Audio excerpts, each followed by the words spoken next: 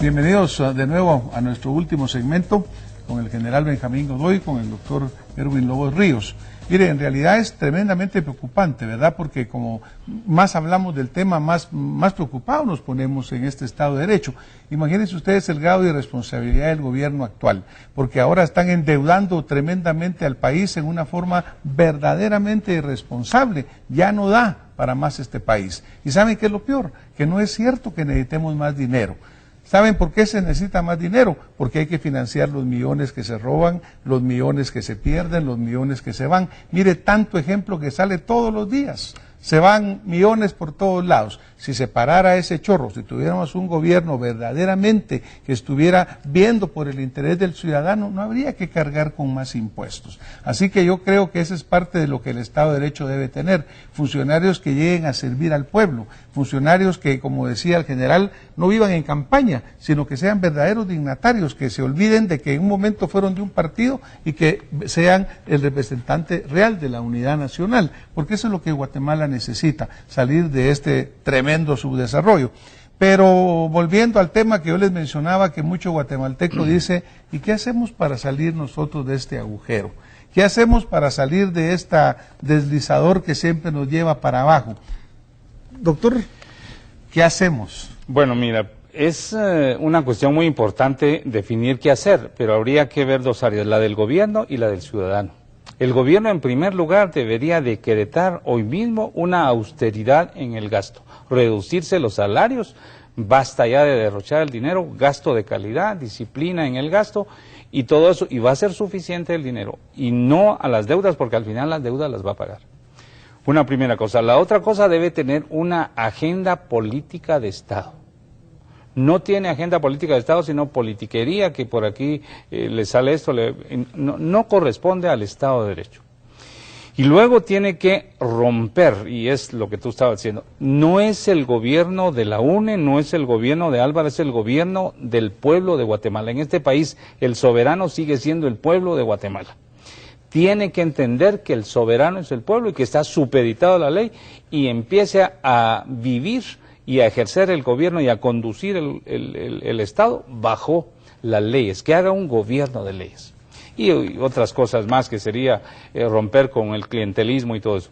Pero al ciudadano, que pareciera que casi no tiene nada, yo he estado pensando que debería ser la verdadera oposición en este país. Una oposición ciudadana, un concepto que lo estaba yo viendo con relación a Estados Unidos. Por ejemplo, ahorita que salió esta nueva ley para la salud y que, digamos, hubo una cierta oposición, en algunos estados no están de acuerdo y están ejerciendo, ¿qué? Una oposición ciudadana. Y nosotros nos deberíamos oponer a los impuestos injustos, oponernos a los pactos al latrocinio, a la defraudación, a todo eso, y oponernos como una oposición ciudadana que se puede hacer en el barrio, en el lugar, en la aldea donde estén, o de repente en un frente nacional de oposición ciudadana. Yo creo que en ese punto, te voy a interrumpir un ratito, un momento, pero yo sí creo que lo que pasa también es de que el guatemalteco en este caso debe ser muy consciente de sus derechos, ¿verdad? Y debe conocer exactamente lo que la ley le da como derechos y lo que la ley le da como obligaciones, porque si no sería como un esfuerzo totalmente desorganizado, Erwin, porque nosotros vemos muchas organizaciones sociales, digamos, que yo pienso que muchas de ellas no tienen ninguna representatividad y sin embargo pues las oímos constantemente, pero la verdadera voz del guatemalteco, ese que trabaja, que se expone, que saca adelante el país, ese no se oye, que es lo que tú mencionas. Sí, hablando precisamente de derechos de parte del ciudadano, está el derecho a la resistencia pacífica. Yo creo que ahorita es el tiempo de hacer oposición ciudadana, pero también resistencia pacífica que nos permite la Constitución en relación al endeudamiento en el país, en relación a los impuestos nuevos y a esa, diríamos, como saña que se está dando, porque hay una necedad, llevan 2 años y se rechaza, y en una situación de pobreza. Fíjate, ponerle una carga, y nosotros usamos la palabra, se van a quedar rascando la alcancía a la gente. Pero yo creo que debemos una resistencia pacífica, que significa no pagamos impuestos porque son injustos, denos cuenta de qué están haciendo con el dinero, porque hay una manifestación política que se llama cohesión social, que yo digo colusión social, que no tiene estructura jurídica, no tiene responsable, no tiene cuentadante, no tiene auditoría legal, no tiene auditoría social, no tiene nada. Entonces, ¿cómo es que se impone a la ciudadanía en pobreza con un 57%? Y además un 17% en extrema, se le impone una nueva carga? Entonces ahí salen las condiciones para ejercer el derecho a la resistencia pacífica. El abuso del poder. General. Bien, en los 90s el pueblo ruso, la Unión de Repúblicas Socialistas Soviéticas, en aquella época, logró la caída de un sistema corrupto, un sistema que los oprimía, un sistema que los sojuzgaba, usando el fax. Hoy tenemos toda una serie de recursos de alta tecnología.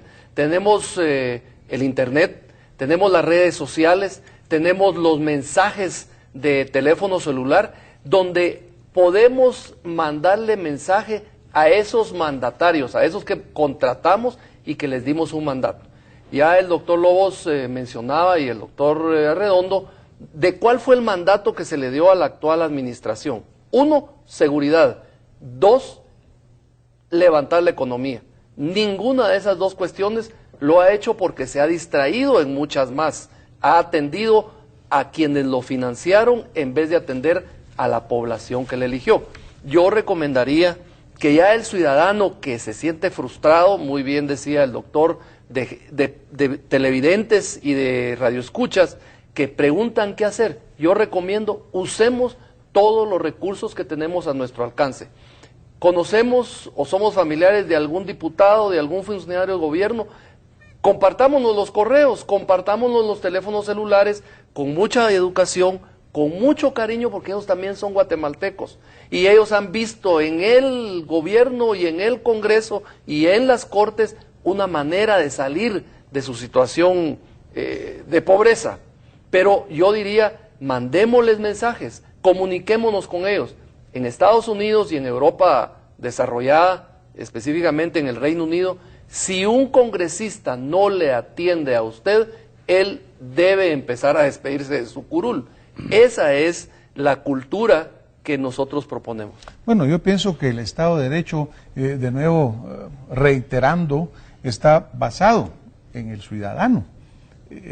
Está hecho para que el pueblo sea el que sea servido, ¿verdad? Y no al revés. Pero yo creo también que eso es fundamental, esa participación ciudadana. Aquí nosotros decimos mucho, hablamos mucho y verdaderamente no pasamos a esta acción. Yo creo que cualquier acción tiene que ser, obviamente, dentro de la Constitución. Yo creo que tenemos que respetar a nuestras autoridades. Son de veras, pero ellos tienen que tener la dignidad para los cuales los elegimos. Yo quería decir algo, fíjate que parte de las acciones, y ahí sí habría que decir acción positiva de la ciudadanía, es empezar a depurar ese liderazgo que se le presenta. Por ejemplo, hablamos de que en este gobierno se ofreció cese de la violencia o control de la violencia y la economía. Y la persona que ahora quiere poner de candidata para suceder, si no pudo esta persona ahorita, no va a poder la otra tampoco. Entonces hay que empezar a depurar al liderazgo nosotros como parte de nuestra acción positiva. Y finalmente yo pienso que nosotros deberíamos de verdad oír este tipo de programas. Fíjate que este tipo de programas ahorita no porque estamos nosotros, pero y desde la perspectiva de la ciudadanía es algo que no se le lleva a la ciudadanía, porque al contrario se le está comprometiendo ya los votos. Por eso otra recomendación es no venda su voto, no venda sus sueños, no deje que le quiten la democracia que se está construyendo, no deje eso. Y esas sí son acciones positivas que puede. Muchas gracias, doctor. Desafortunadamente el tiempo se nos ha ido. Pero lo que sí estoy seguro es de que nuestra audiencia por televisión y por radio es buenos ciudadanos guatemaltecos, y estoy seguro que lo que hayamos podido transmitir acá cae en tierra fértil. Muchas gracias por haber estado con nosotros. Muchas gracias, doctor. Y nos vemos el próximo domingo con más acción positiva, siempre buscando lo mejor para Guatemala. Muy buenas noches y muchas gracias.